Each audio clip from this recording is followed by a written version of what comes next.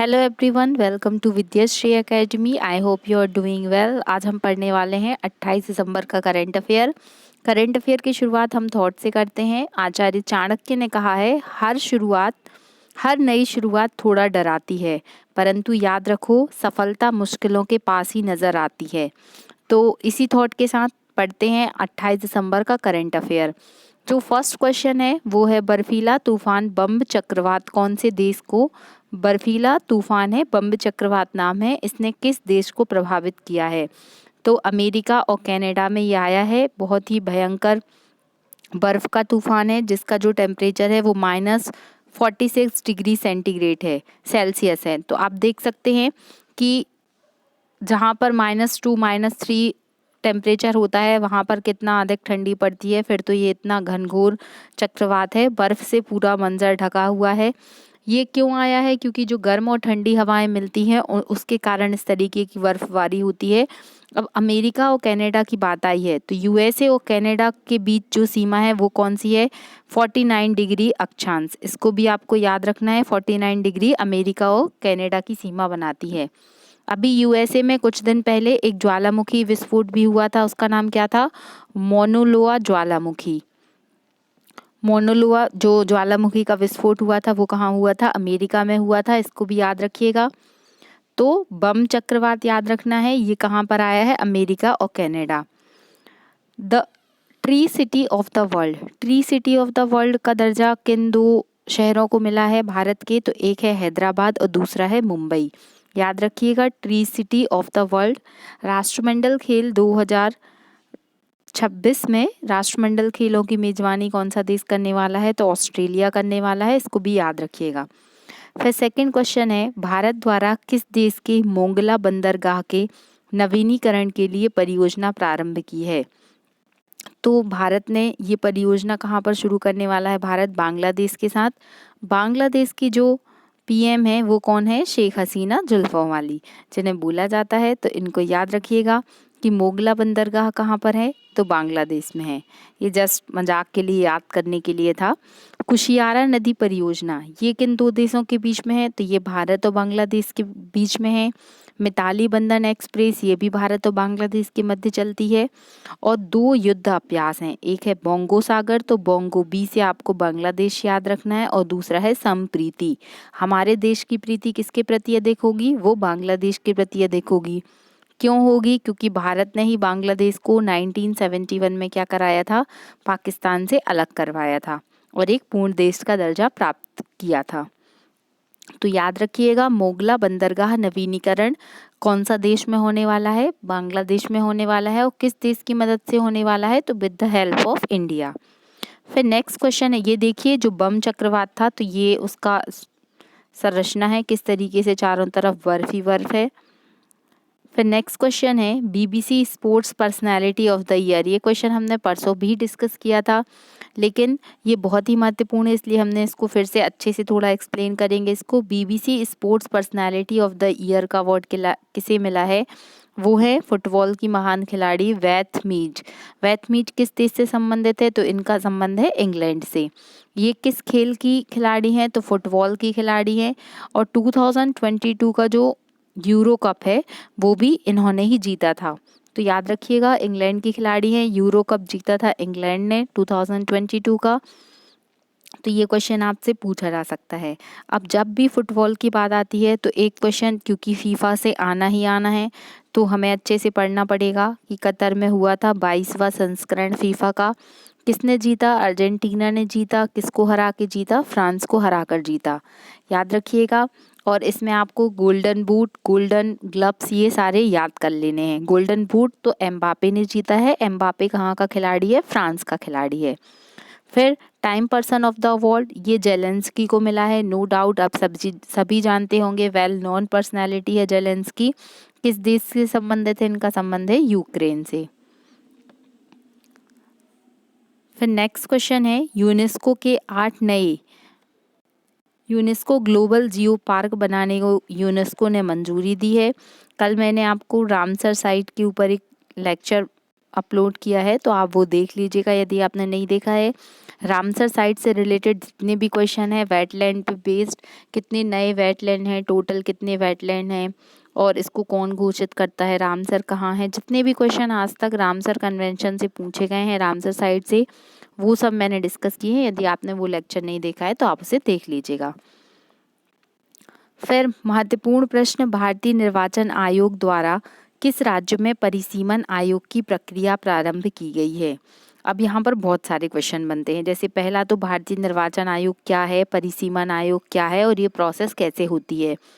तो सबसे पहले तो आपको पता होना चाहिए कि जो भारतीय निर्वाचन आयोग है इसका किस आर्टिकल में वर्णन है, आर्टिकल 324, आर्टिकल 224 से लेके आर्टिकल 324 से लेके 329 तक निर्वाचन आयोग का वर्णन किया गया है। आर्टिकल 324 क्या बोलता है कि भारत में निर्वाचन आयोग होगा और ये कितनी सदस्यीय संरचना है, तो एक जो रहते हैं वो मुख्य निर्वाचन आयुक्त रहते हैं और दो अन्य निर्वाचन आयुक्त रहते हैं। तो वर्तमान में जो CEC हैं मतलब चीफ इलेक्शन कमिश्नर हैं वो कौन है, वो है राजीव कुमार। ये नाम आपको याद रखना है। हमें सिर्फ क्वेश्चन आंसर नहीं पढ़ना है कि करंट अफेयर का वन लाइनर फैक्ट पढ़ लिया, क्योंकि एग्जाम में करंट अफेयर से रिलेटेड स्टैटिक फैक्ट पूछे जाते हैं। याद रखिएगा, भारतीय निर्वाचन आयोग की स्थापना कब हुई थी, 25 जनवरी 1950। आर्टिकल 324 में वर्णन है जो वयस्क मताधिकार है, इसका वर्णन किस आर्टिकल में दिया गया है, आर्टिकल 326। आर्टिकल 326 के तहत यदि आपकी उम्र 18 वर्ष से अधिक है और आपका नाम निर्वाचन सूची में है तो आप वोट देने के अधिकारी हैं। और जो पहले चीफ इलेक्शन कमिश्नर थे उनका नाम भी आपसे पूछा जा सकता है, उनका नाम था सुकुमार सेन। याद रखिएगा, जो फर्स्ट CEC ऑफ इंडिया थे वो कौन थे, सुकुमार सेन थे। तो क्वेश्चन क्या था कि भारतीय निर्वाचन आयोग द्वारा परिसीमन आयोग की प्रक्रिया कहाँ पर प्रारंभ की गई है, ये असम राज्य में शुरू की गई है। परिसीमन आयोग का वर्णन संविधान के किस अनुच्छेद में है, most important question, article number 82 के तहत परिसीमन आयोग का वर्णन किया गया है। परिसीमन मतलब होता है डीलिमिटेशन, जिसके तहत सारी सीट तय की जाती हैं कि कहाँ पर कितनी सीट होंगी। तो ये सब काम कौन करता है, परिसीमन आयोग करता है। एक क्वेश्चन और आपसे पूछा जाता है कि जो जन प्रतिनिधित्व अधिनियम है वो कब का है, 1949 का है। अभी तक भारत में क्या डीलिमिटेशन हुआ है, तो हाँ 4 बार हुआ है। कब कब हुआ है ये भी आपसे पूछा जा सकता है, तो 1952, 1962, 1972 एंड 2002। तो इसको याद कर लीजिएगा। जब जब जनगणना हुई है तो इस तरीके से 4 बार परिसीमन आयोग का गठन हो चुका है। तो परिसीमन आयोग की प्रक्रिया कहाँ प्रारंभ हुई है, असम में प्रारंभ हुई है। आई होप आपको समझ में आ रहा होगा। अगर आपको कोई भी कंफ्यूजन है तो आप कमेंट बॉक्स में बता सकते हैं। फिर एडोब ऑफ द यूनिकॉर्न, अब असम से रिलेटेड फैक्ट, असम क्यों क्यों चर्चा में रहा है, तो adobe of the unicorn Assam में ही बना है, असम से ही लॉन्च हुआ है ये। जो सबसे लेटेस्ट नेशनल पार्क है वो कौन सा है, दिहांग पटकई, ये नाम भी याद रखिएगा। दिहांग पटकई नेशनल पार्क अभी करंट में बना है और ये कहाँ पर स्थित है, असम में स्थित है। काजीरंगा नेशनल पार्क कहाँ पर स्थित है, तो असम में स्थित है। ये क्यों फेमस है, तो वन हॉर्न राइनो, जो एक सींग वाले गैंडे हैं उनके लिए पूरी दुनिया में फेमस है काजीरंगा नेशनल पार्क। पहला तेल का कुआं कहाँ पर खोजा गया था, तो वो असम का डिगबोई क्षेत्र है जहाँ पर पहला तेल का कुआं खोजा गया था। इतने फैक्ट आपको असम से रिलेटेड पढ़ने हैं। फिर थर्ड क्वेश्चन है कि भारतीय प्रौद्योगिकी संस्थान IIT कानपुर ने आर्टिफिशियल हार्ट को इन्वेंट किया है। देखिए अब आर्टिफिशियल हार्ट भी बनने लगा, तो आप समझ सकते हैं कि किस तरीके से ये एक बहुत ही इनोवेटिव इन्वेंशन इसको बोला जा सकता है। तो ये IIT कानपुर ने ऐसा प्रोसेसिंग है, अभी ये चल रहा है, कितना वर्किंग है वो पता चलेगा। आर्टिफिशियल हार्ट का निर्माण किसने किया है, IIT कानपुर ने किया है। ये वैथ मीट हैं जिनके बारे में हमने अभी पढ़ा था, फुटबॉलर। फिर अब IIT की बात आई है तो IIT से रिलेटेड कुछ फैक्ट, आपने परम कंप्यूटर सीरीज़ का नाम सुना होगा। तो परम के जितने भी कंप्यूटर बने हैं ये सारे क्या हैं, ये सारे सुपर कंप्यूटर हैं। तो एक क्वेश्चन आपके एग्जाम में से पूछा जा सकता है, चलिए इनको याद कर लेते हैं। परम कामरूप, आप जानते होंगे, आपने हिस्ट्री में पढ़ा होगा कि कामरूप किसका पुराना नाम है, तो असम का पुराना नाम है। तो परम कामरूप कहाँ बना है? IIT गुवाहाटी में बना है। परम शक्ति, परम शक्ति, तो शक्ति किस में होती है? खड़क सिंह की खड़कने से खड़कती हैं खिड़कियां, तो जिसमें शक्ति होगी वही ये सब काम कर सकता है। तो परम शक्ति किसने बनाया है? IIT खड़गपुर ने बनाया है। परम अनंत, गांधी जी अनंत गुणों के धनी थे, उनका कोई पार नहीं था। तो हमें याद रहेगा कि IIT गांधीनगर ने कौन सा कंप्यूटर बनाया है? तो परम अनंत सुपर कंप्यूटर किसने बनाया है? IIT गांधीनगर ने बनाया है। फिर परम गंगा, आप जानते हैं गंगा नदी का उद्गम कहाँ से होता है? तो ये उत्तराखंड से निकलती है। तो रुड़की कहाँ आता है? उत्तराखंड में आता है। तो IIT रुड़की ने कौन सा सुपर कंप्यूटर बनाया है? परम गंगा IIT रुड़की ने बनाया है। फिर 5G टेस्ट बेड, ये किसने लॉन्च किया है? तो ये IIT मद्रास ने लॉन्च किया है। तो अब आप समझ गए होंगे सारे का सुपर कंप्यूटर, आई होप आपको याद हो गए होंगे। थर्ड क्वेश्चन है, तमिलनाडु द्वारा किस उद्देश्य के लिए मनानाला नल्ला थरुवी मद्रम योजना का प्रारंभ हुआ है? आप समझ गए होंगे कि ये तमिल में है। मनालाला नल्ला थरुवी मद्रम, प्रोनाउंसिएशन में कुछ मिस्टेक हो सकती है। तमिलनाडु ने लॉन्च किया है ये किस लिए है? क्योंकि जो मेडिकल के स्टूडेंट होते हैं, आप समझ उनको कितना प्रेशर रहता है, तो जो मेडिकल के स्टूडेंट हैं वो अपना प्रेशर कम कर सकें, उनका जो मानसिक स्वास्थ्य है, मेंटल हेल्थ है, उसमें सुधार हो सके, उसके लिए ये पहल शुरू हुई है। ये तमिलनाडु गवर्नमेंट की योजना है। फिर पहली बार कोई भी चीज़ देश में होती है तो वो एग्ज़ाम में पूछे जाने की काफ़ी प्रोबेबिलिटी रहती है। तो आपको याद रखना है कि हर घर प्रमाणित जल, हर घर नल से जल, ये 100% टारगेट अचीव करने वाला फर्स्ट स्टेट बना है गोवा। और अगर आपसे जिला पूछा जाए तो वो है बुरहानपुर, इसको याद रखिएगा। फिर रेबीज फ्री राज्य कौन सा बना है? तो ये गोवा बना है। इसे हाइड्रोफोबिया भी कहा जाता है। इसमें क्या होता है कि पानी से डर लगता है। First water plus city of India कौन सी है? तो वो इंदौर शहर है। याद रखिएगा, इंदौर स्वच्छता सर्वेक्षण में लगातार टॉप कर रहा है। कौन सी बार इंदौर ने स्वच्छता सर्वेक्षण में टॉप किया है, ये आपको कमेंट बॉक्स में लिखकर बताना है। स्वच्छ सुजल प्रदेश, स्वच्छ सुजल प्रदेश योजना जो कहाँ से लॉन्च हुई है? तो ये अंडमान निकोबार से लॉन्च हुई है। कार्यात्मक रूप से 100% साक्षर जिला कौन सा बना है? तो ये मध्य प्रदेश का जिला है मंडला जिला। मंडला नर्मदा नदी के किनारे है, जो 100% कार्यात्मक रूप से साक्षर बना है। पहली बालिका पंचायत कहाँ से शुरू हुई है? तो ये गुजरात से शुरू हुई है। इतने फैक्ट आपको याद रखना है। फिर नेक्स्ट क्वेश्चन है, भोपाल में आयोजित राष्ट्रीय महिला मुक्केबाजी चैंपियनशिप में 2022 में सर्वाधिक पदक किसने प्राप्त किए हैं? तो ये महिला मुक्केबाजी चैंपियनशिप थी जिसमें सबसे अधिक पदक किसने प्राप्त किए हैं? तो रेलवे खंड ने प्राप्त किए हैं। कहाँ पर हुई है ये भी पूछा जा सकता है। तो भोपाल में इसका आयोजन हुआ है। अब बॉक्सिंग की बात आई है तो दो खिलाड़ी जो अभी काफ़ी चर्चा में रहे, आपने टोक्यो ओलंपिक में भी इनको देखा होगा, निकहत जरीन गोल्ड मेडल लेके आई हैं अभी ये, और लवलीना बोरगोहान, ये बॉक्सिंग की खिलाड़ी हैं। और ये भी इनका जो संबंध है वो किस स्टेट से है? असम से है। तो ये नाम आपको याद रखना है। ऐसा कौन सा स्टेट है जिसने बाबा साहेब भीमराव अंबेडकर की जो जयंती रहती है 14 अप्रैल को, उसको समानता दिवस इक्वलिटी डे के रूप में सेलिब्रेट किया है? तो वो तमिलनाडु ने किया है। डॉक्टर अंबेडकर से रिलेटेड कुछ पॉइंट, जैसे मूक नायक पत्रिका का प्रकाशन किसने किया, बहिष्कृत हितकारिणी सभा की स्थापना किसने की, और आपसे पूछा जा सकता है कि statue of knowledge Latur Maharashtra में बना है, जो बाबा साहेब अंबेडकर जी की क्या है? प्रतिमा है। तो ये सारे क्वेश्चन आपको याद रखने हैं। आर्टिकल 32 को संविधान की आत्मा किसने कहा था? तो डॉक्टर भीमराव अंबेडकर जी ने कहा था। प्रारूप समिति के अध्यक्ष कौन थे? तो प्रारूप समिति के अध्यक्ष भी डॉक्टर अंबेडकर थे।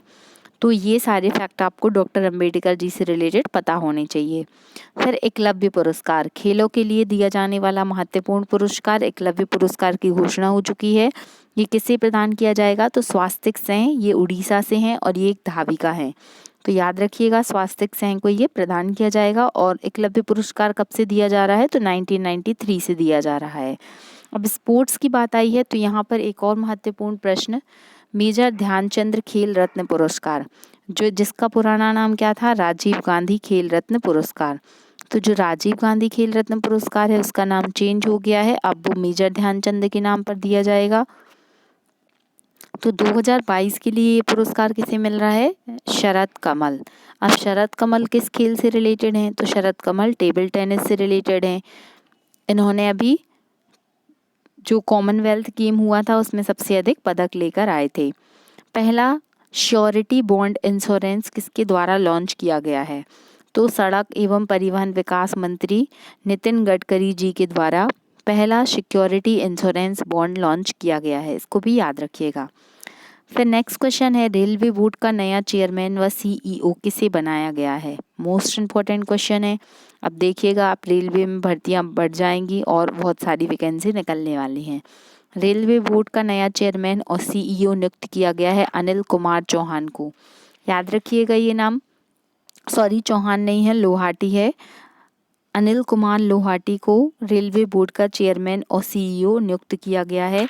जो रेलवे बोर्ड बनाया गया था तो ये किस कमीशन की रिकमेंडेशन पर बनाया गया था? तो ये रॉबर्ट कमीशन की रिकमेंडेशन पर बनाया गया था। रेल बजट को आम बजट में मिलाने का या विलय करने का जो कॉन्सेप्ट है ये किसने दिया था? विवेक देवराय कमेटी ने दिया था।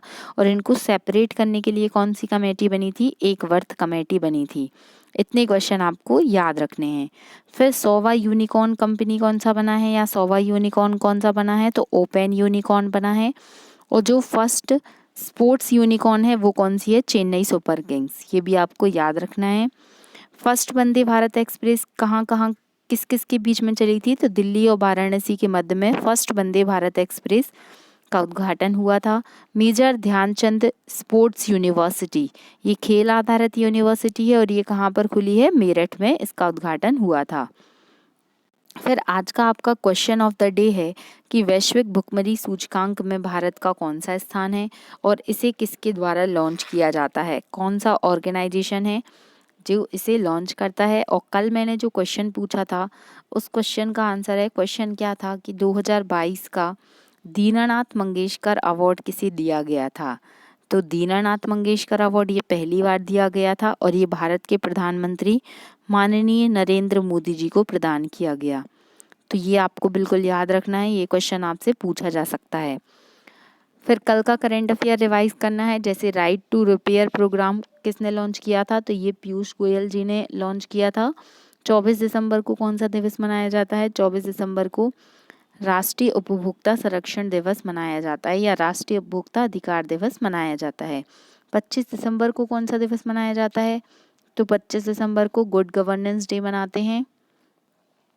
किसकी याद में मनाते हैं? तो अटल बिहारी वाजपेयी जी की जयंती रहती है, इसीलिए मनाया जाता है। और आपसे पूछा जा सकता है कि 26 दिसंबर को पहली बार कौन सा दिवस मनाया है? तो 26 दिसंबर को पहली बार बनाया है वीरवाल दिवस। क्यों मनाया है? तो वीरवाल दिवस जो गुरु गोविंद सिंह जी थे उनके दोनों बेटों की शहादत को याद करने के लिए मनाया गया है। कुछ और इम्पोर्टेंट ही आपसे पूछा जा सकता है, जैसे जल दिवस कब मनाया जाता है?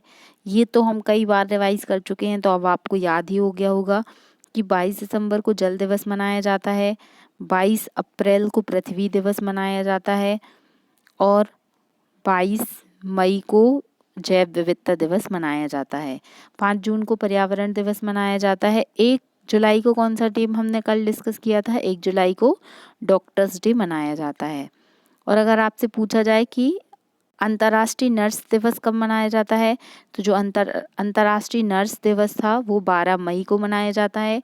ये किसकी याद में मनाया जाता है? ये आपको कमेंट बॉक्स में लिखकर बताना है।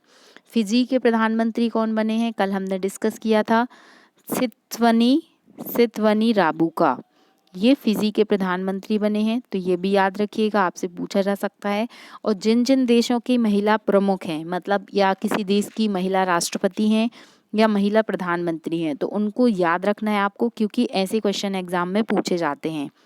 पहला अंतर्राष्ट्रीय तटीय महोत्सव, ये इंटरनेशनल लेवल का है, तो ये क्वेश्चन भी आपसे पूछा जा सकता है कि पहला अंतर्राष्ट्रीय तटीय महोत्सव का आयोजन कहाँ पर किया गया है? तो ये केरल के कासरगोड नामक स्थान पर किया गया है। प्यूमा इंडिया ने अपना ब्रांड एम्बेसडर किसे बनाया है? तो प्यूमा इंडिया, इसने अपना ब्रांड एम्बेसडर बनाया है अनुष्का शर्मा को। ये भी याद रखिएगा। अब अभी हमने कुछ दिन पहले डिस्कस किया था कि एक एक्ट्रेस हैं, उनको पैटा अवार्ड मिला है। तो पैटा अवार्ड किसको मिला है ये आपको कमेंट बॉक्स में लिखकर बताना है। तो इस तरीके से ये हमने कल का करंट अफेयर रिवाइज कर लिया है। पढ़ते रहिए, खुश रहिए और रिवीजन करते रहिए, क्योंकि वही आपकी सिलेक्शन का एक बहुत ही बड़ा जरिया बनेगा। Thank you so much. जय हिंद, जय भारत।